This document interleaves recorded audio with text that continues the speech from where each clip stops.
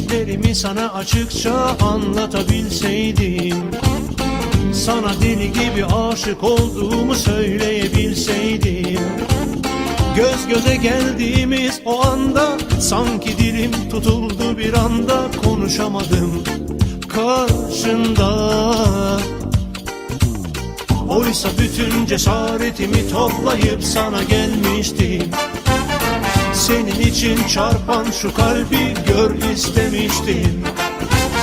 Tam elini tutmak üzereyken, aşkımı itiraf edecekken, sokaktan gelen o sesle yıkıldı dünya. Domates, biber, patlıcan. Domates, biber, patlıcan. Bir anda bütün dünyam karardı, bu sesle sokaklar yankılandı. Domates, biber, patlıcan.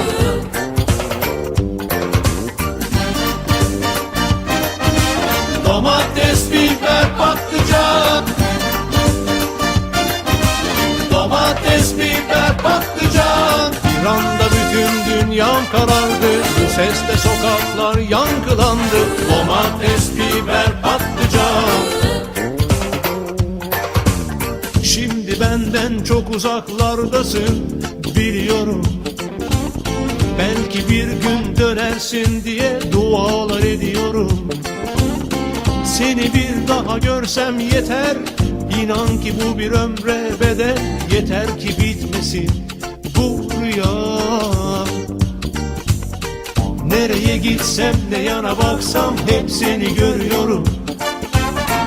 Biliyorum artık çok geç ama yine de bekliyorum. Her şey boş geliyor bana, sarılacağım sımsıkı sana. Yeter ki yıkılmasın bir daha dünyam. Domates, biber, patlıcan. Domates, biber, patlıcan. Bir anda bütün dünyam karardı, bu sesle sokaklar yankılandı. Domates, biber, patlıcan.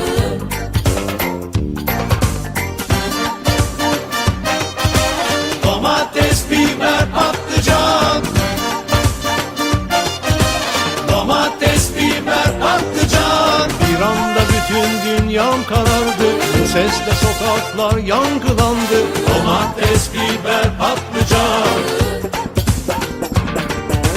Domates, biber, patlıcan. Domates, biber, patlıcan. Bir anda bütün dünyam karardı, bu sesle sokaklar yankılandı. Domates, biber, patlıcan.